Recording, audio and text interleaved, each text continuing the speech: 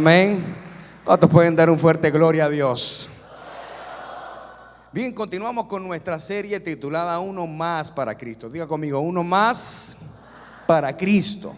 Esa es la misión, es mi deber y mi llamado. Mi deber y mi llamado es cumplir la voluntad y el propósito de Dios acá en la tierra. Para eso Dios nos diseñó, para eso Dios nos creó, para eso Dios nos ha traído a la tierra, para que simplemente cumplamos su misión, que es la gran comisión. Y en el mensaje anterior estuve compartiendo con ustedes acerca de el sentido de la vida y donde el ser humano intenta buscar o conseguir el sentido de la vida. Y compartía con ustedes en el mensaje anterior acerca de que el ser humano continúa buscando el sentido de la vida en algunas cosas, como por ejemplo en lo que uno sabe. Diga conmigo, creencias. Y hablábamos acerca del conocimiento, la filosofía y la religión. Cómo el ser humano intenta conseguir el sentido de la vida en esas cosas, en adquirir conocimiento, en entrar en el plano de la filosofía o pertenecer a alguna religión.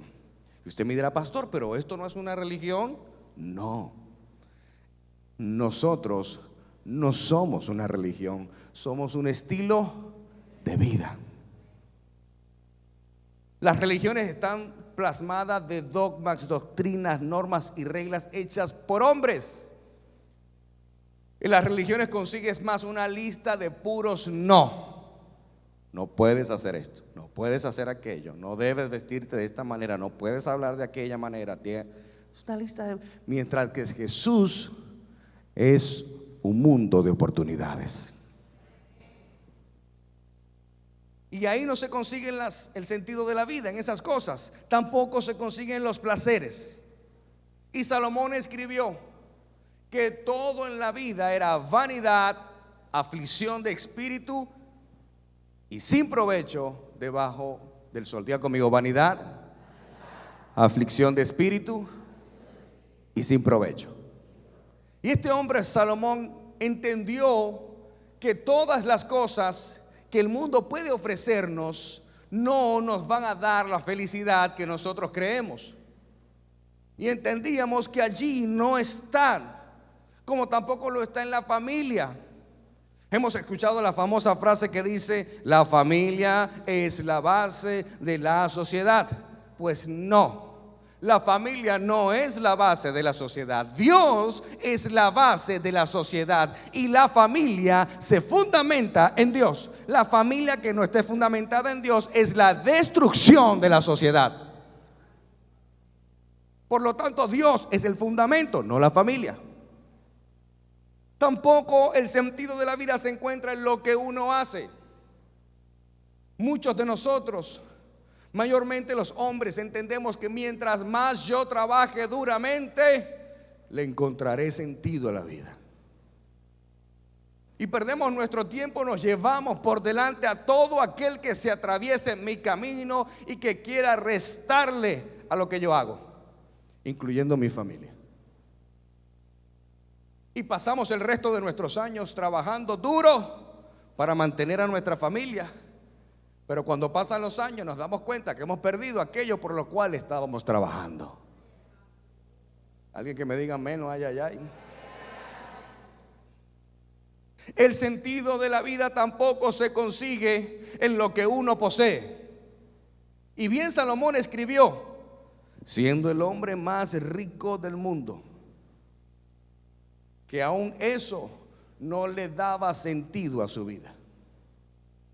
Entonces vivimos buscándole el sentido de la vida en todas estas cosas, en las posesiones. No está en el dinero, no está en un vehículo, en una casa, en la mejor zona, la mejor casa, el mejor penthouse, en la mejor torre. No, no se consigue allí. Dice la Biblia, mejor es un pan en una pequeña casa que un gran banquete en un palacio de contiendas.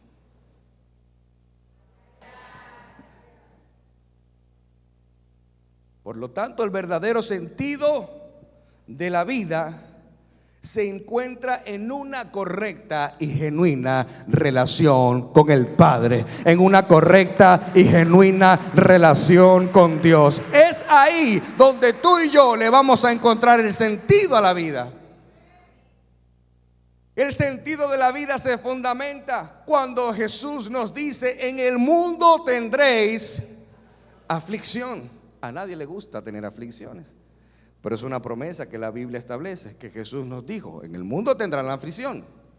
Nadie dice amén, ¿verdad? Que no nos gusta tener aflicciones, pero es una promesa. Pero Jesús dijo: pero no teman. Dile al que está a tu lado: no temas. No temas. Dice Jesús: no temas, porque yo he vencido al mundo. No importa cuán grande sea tu aflicción, Jesús dijo: yo ya vencí. Yo vencí. Y por eso la Biblia nos establece como más que. Y si somos más que vencedores, ¿por qué usted cree que lo somos? Porque no somos sencillamente vencedores, somos más. ¿Sabes por qué? Porque hubo uno que peleó la gran batalla y nos entregó la victoria, aún sin nosotros haber peleado. Usted no peleó la batalla, usted simplemente recibió la victoria que Jesús ganó en la cruz del Calvario. No fue necesario que tú fueras a la guerra y a la batalla. Hubo uno que peleó por ti y peleó por mí. Eso sí le da sentido a la vida.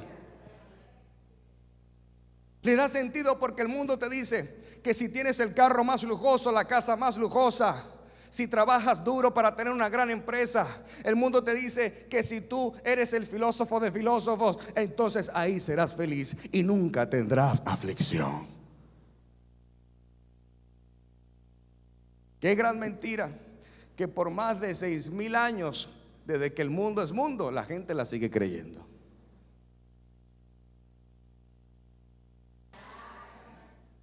Mire, por muchos años yo quise buscarle el sentido a la vida a través de la búsqueda de Dios en lugares equivocados. Todos nosotros venimos de algunas corrientes religiosas. La mayoría de nosotros hemos nacido en un hogar católico, familia católica, padres católicos, Biblia católica. De esas casas donde hay una Biblia gigante sobre un pedestal en la entrada de la casa. ¿Conoce eso? La Biblia gigante que pesa más que un matrimonio obligado, con la cara del Papa Juan Pablo II ahí en la foto de la Biblia, como que si él fue que murió por mí y por ti en la cruz. Y abierta ¿en dónde? En el Salmo 91, que nadie se sabe.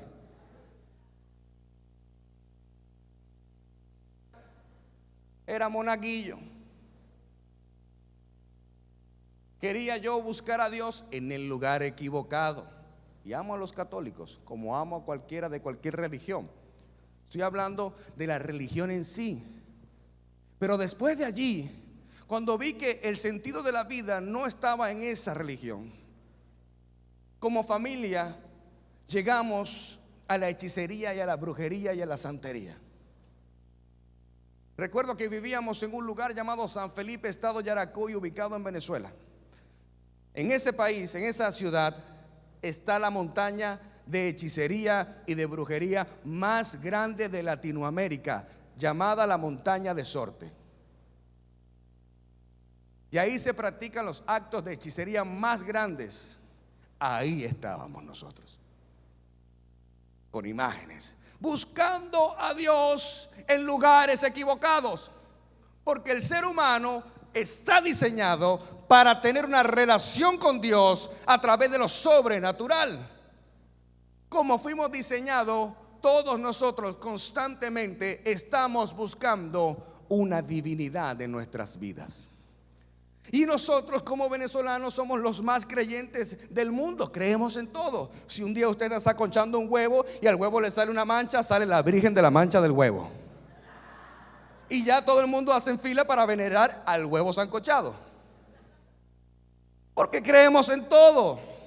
menos en el verdadero Dios, Jehová de los ejércitos, Rey de reyes, Señor de señores, el creador del cielo y la tierra. Es el verdadero y genuino Dios. Un día me di cuenta, boté todos los collares, boté todas las imágenes. Recuerdo que un día con una de las velas se incendió y casi quemo yo el apartamento por andar prendiéndole velas a demonios. Pero un día agarré y me reunía con los testigos de Jehová para leer la palabra, porque yo decía, esta gente es diferente.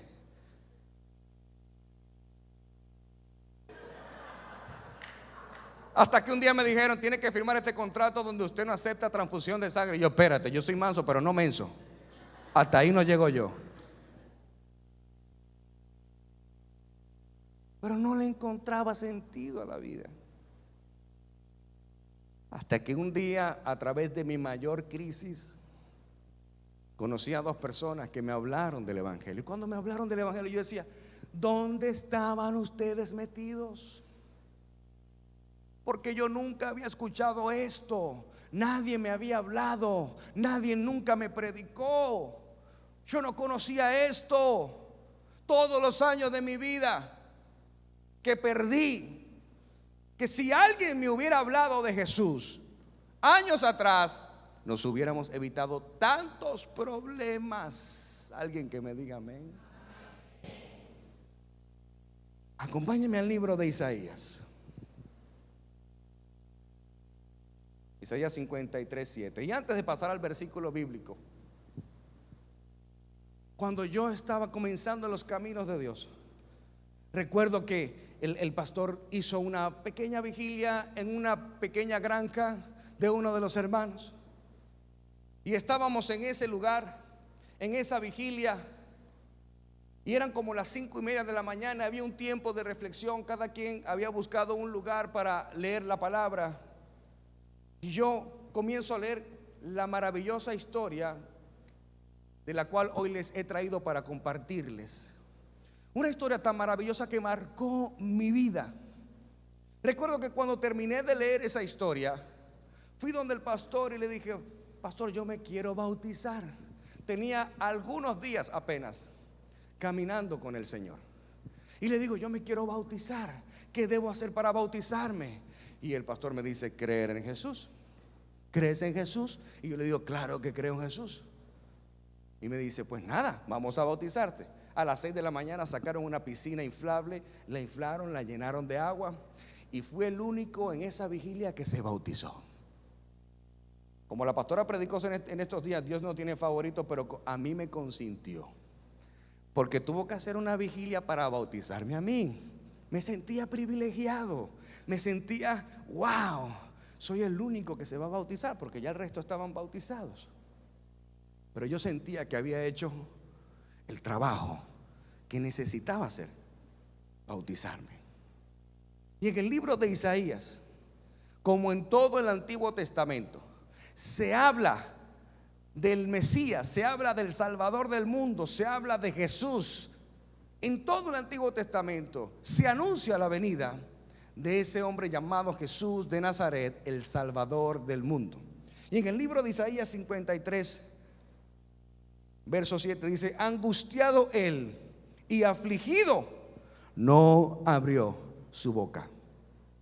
Como cordero fue llevado al matadero, y como oveja delante de sus trasquiladores, enmudeció y no abrió su boca. Amén. Está hablando el libro de Isaías acerca de Jesús. Imagínense, en el Antiguo Testamento no había nacido Jesús, y se estaba hablando de él, de cómo iba a ser la obra del sacrificio de Jesús en la tierra. Ahora, este libro del Antiguo Testamento que anuncia la muerte del Salvador Jesús, que pudo haber venido en carruajes celestiales, que pudo haber bajado con un ejército de ángeles. Estamos hablando del creador del mundo. Estamos hablando de Dios, el Rey de Reyes, que pudo haber llegado acá con sirvientes, que pudo haber llegado acá levitando, bajando de las nubes y llegando a la tierra, y todo el mundo, póstrese ante mí porque soy el creador. Mas sin embargo, Decidió vivir conforme a los mandamientos de Dios, cumpliendo su voluntad, naciendo ¿en dónde? En un pesebre. Porque para Jesús era más importante encontrar el sentido de la vida, para que Él, siendo Dios, pueda mostrarnos a nosotros, la humanidad, donde verdaderamente está el sentido de la vida. Diga conmigo, Dios está en todos lados, pero no se manifiesta en todo lugar. Yo iba a todos esos lugares buscando a Dios, pero nunca tuve a Dios manifestado en mi vida en ninguno de esos lugares. Solo el día que entré por la puerta de aquella iglesia evangélica pentecostal mal llamada RT, porque ahí fue donde yo nací. Yo nací en aquellas iglesias donde tú sabías la hora que entrabas, pero no sabías a la hora que salías. Yo nací en una iglesia donde habían danzarinas por todos lados. Tú volteabas y te aparecía una danzarina de un lado, donde la gente llevaban Biblia y pandero. Ahí fue donde yo nací y ahí fue donde yo me formé. Esas iglesias, ahí recibí yo el Espíritu Santo. Pero desde que entré aquel día a aquella iglesia pequeña, yo comencé a llorar y tuve un encuentro con Dios, porque Dios está en todo lugar, pero no se manifiesta en todo lugar. Ahora acompáñenme al libro de Hechos. Quiero contarle la maravillosa historia que marcó mi vida aquel entonces. Libro de Hechos, capítulo 8, del verso 26 al 40. Felipe y el etíope. Un ángel del Señor habló a Felipe diciendo: levántate y ve al sur por el camino que desciende a Jerusalén de Gaza, el cual es, mira dónde lo está mandando el ángel, a un lugar que es desierto. Entonces él se levantó y se fue. Diga conmigo, fue obediente. No como Jonás. A Jonás le dijeron ve a Nínive, y ¿qué hizo Jonás? Se fue al lugar contrario, no quería obedecer, estaba rebelde. El lugar de Felipe fue diferente, fue obediente. Apenas el ángel del Señor se le manifestó a él y le dijo: ve a este lugar que es desértico. Y él simplemente se levantó y fue. Y sucedió que un etíope eunuco, funcionario de Candace, reina de los etíopes, el cual estaba sobre todos sus ¿qué? Tesoros, y había venido a Jerusalén, ¿para qué? Como un etíope de África, al sur de Egipto, la nación más pagana. Ahí no había una montaña de sorte nada más, ahí había montañas. Y un hombre viene, siervo de la reina de Etiopía, alto funcionario, dice el texto bíblico, que no era cualquier persona, alto funcionario de la reina, venía a Jerusalén con tesoros a adorar. Porque es que a este hombre se le reveló lo que a muchos de nosotros les ha costado años que se les revele, y es que no pueden presentarse delante de Dios con las manos vacías. Un hombre de una nación pagana, no era judío, pero lo que pasa, el problema que radica en los hispanos y latinoamericanos y caribeños, es que queremos llegar a Dios para pedirle: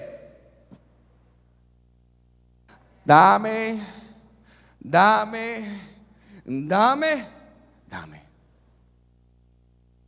Pero pocos son los que llegan a Dios para darle a Él.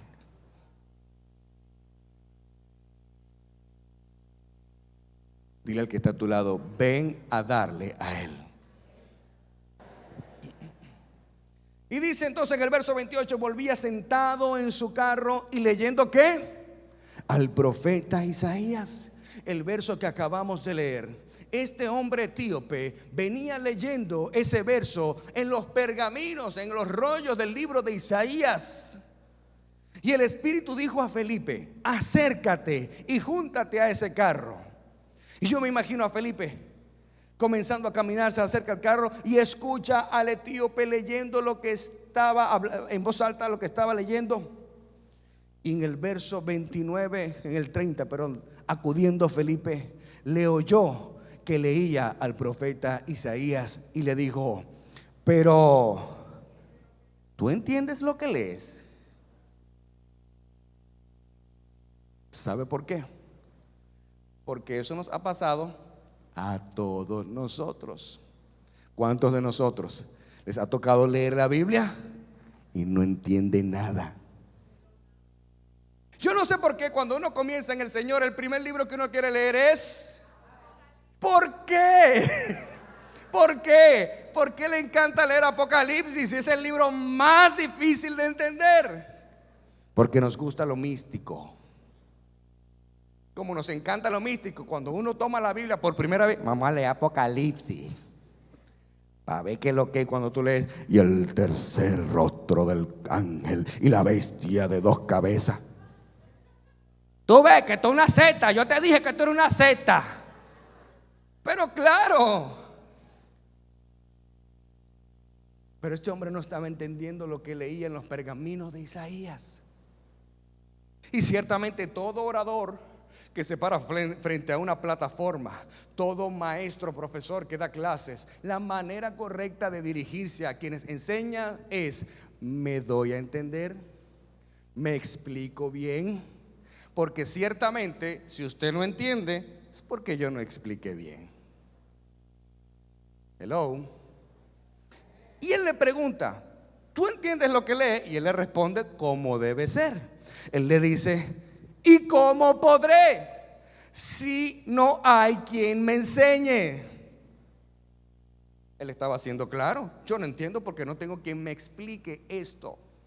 Pero estamos hablando de un hombre que era alto funcionario, y dicho sea de paso, estaba leyendo los pergaminos que estaban escritos en hebreo o en griego, y no estaban escritos en su idioma. Es decir, entendía hebreo y él entendía griego.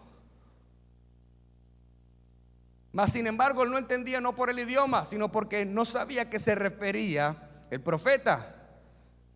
Y rogó a Felipe que se subiese y se sentara con él. El pasaje de la escritura que leía era este: como oveja a la muerte fue llevado, y como cordero mudo delante del que lo trasquila, así no abrió su boca. En su humillación no se le hizo justicia, mas su generación, ¿quién la contará? Porque fue quitada de la tierra su vida. Respondiendo el eunuco, dijo a Felipe: te ruego que me digas, ¿de quién dice el profeta esto? ¿De sí mismo o de algún otro? Entonces Felipe, abriendo su boca y comenzando desde esta escritura, ¿qué le dijo? Le anunció el evangelio de Jesús. Felipe dijo: esta es mi oportunidad. Este morenito no se va para su casa sin Jesús. Comenzó a predicarle 4 pasos para aceptar a Jesús. Verso 36. Y yendo por el camino, llegaron a cierta agua. Y dijo el eunuco: aquí hay agua, ¿qué impide que yo sea bautizado? Lo curioso de esto es que en el texto que él venía leyendo, los pergaminos de Isaías, no habla del bautismo. Fue un trabajo que hizo Felipe. Felipe comenzó a hablarle: mira, ese verso que tú lees, ese capítulo que tú lees, habla de un hombre llamado Jesús, que yo lo conocí. Y la misión que Jesús nos encomendó es que le predicáramos a todo el mundo, y el que creyere y fuera bautizado, ese será salvo. Y yo me imagino al etíope diciéndole: ya yo creo, ahora yo quiero ser bautizado. ¿Qué me impide ser bautizado? Había un charco allí porque era un lugar que desértico. Ahí no había cascada, no había riachuelo. Dijo: ¿qué me impide ser bautizado? Felipe dijo: si crees, ¿de qué? De todo corazón, bien puedes. Porque la parte A de la salvación es creer de todo corazón.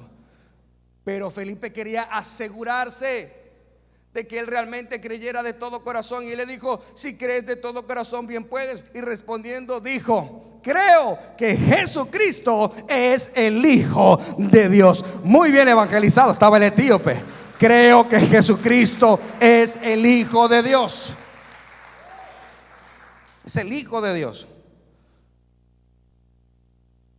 Y el verso 38: y mandó a parar el carro, y descendieron ambos al agua, Felipe y el eunuco, y le bautizó. Cuando subieron del agua, el Espíritu del Señor arrebató a Felipe, y el eunuco no le vio más, y siguió como gozoso su camino. Porque lo que puede traer el Evangelio de Jesús a nuestra vida es gozo. Dice la palabra que el gozo es la fortaleza del Señor en nuestras vidas. Apláudele al Rey de Reyes. Si tú tienes gozo, apláudele.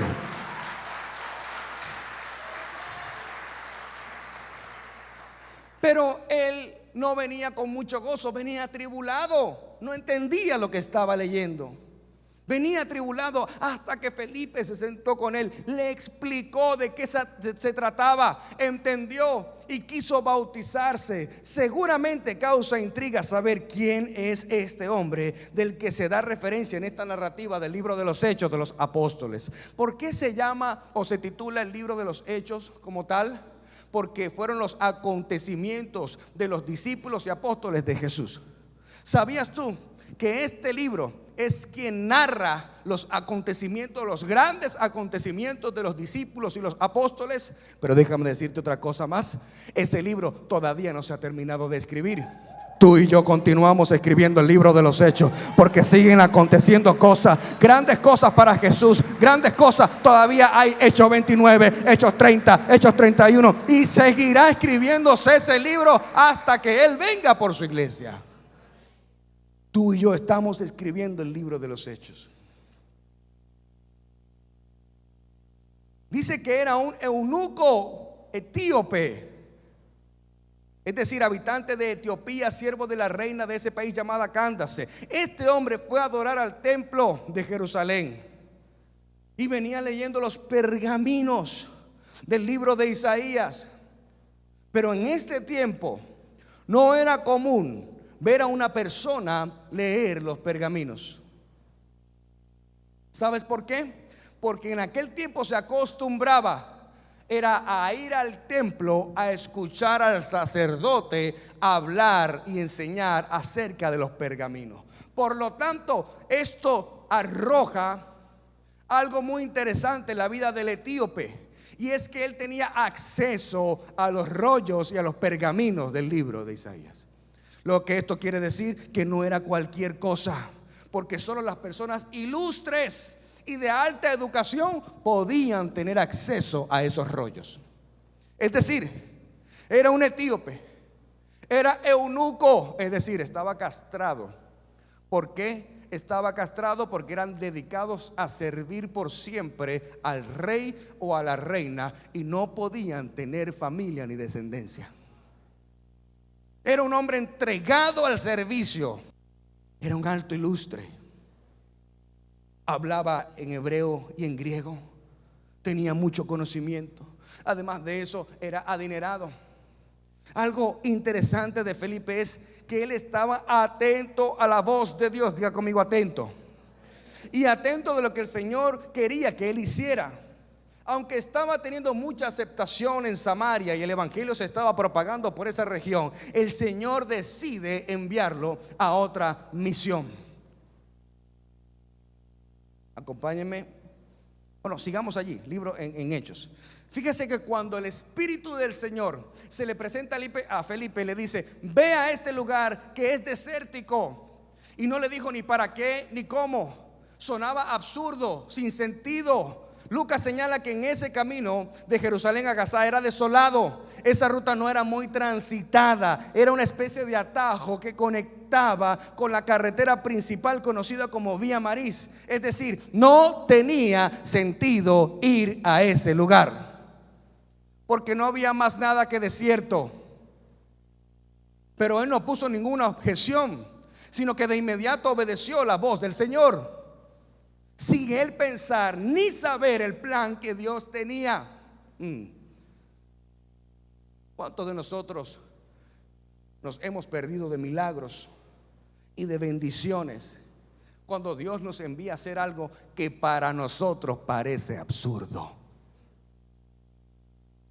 Que para muchos de nosotros parece sin sentido, sin saber que Dios tiene un plan B que obviamente tú no lo sabes. Pero Felipe pudo objetar y decir: Señor, su lugar desértico, ahí no hay nada. Y si tú eres Dios y quieres que yo le predique a alguien, tráelo mejor aquí. Qué fácil. Hello. Felipe tuvo un encuentro muy interesante en el camino a Jerusalén con este hombre. Allí donde no pasaba casi nadie, se encontró la caravana donde llevaba a este personaje, al etíope. Y no lo mencionan por su nombre, sino por su cargo. Él era un alto oficial de la reina de Etiopía.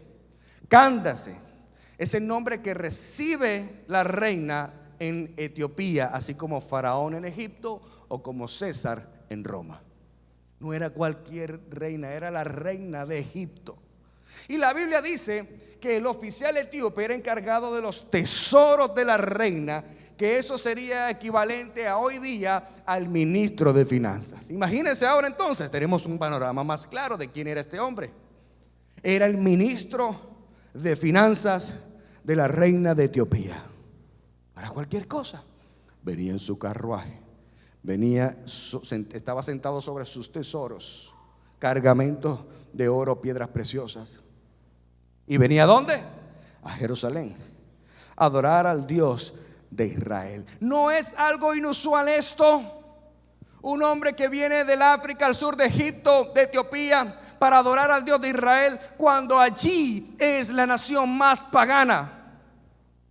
Era algo inusual, ilógico, pero a ese hombre se le había revelado el Dios de Israel. Tuvo acceso a los pergaminos. Lo que pasó con la iglesia católica, antes era una sola iglesia, pero Dios tuvo que tocar el corazón de Martín Lutero para entrar y acceder a los pergaminos del Vaticano y darse cuenta que lo que las escrituras decían no era lo que la iglesia estaba haciendo. Y es ahí donde nace la iglesia protestante, la iglesia luterana, es decir, la iglesia del Señor Jesús.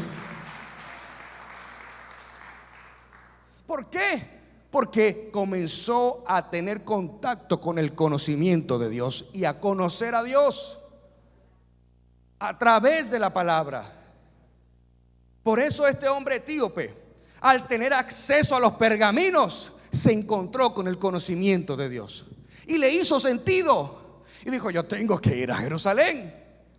Y quizás en algún lado estaba leyendo, quizás leyó la historia de Salomón y la reina de Sabá.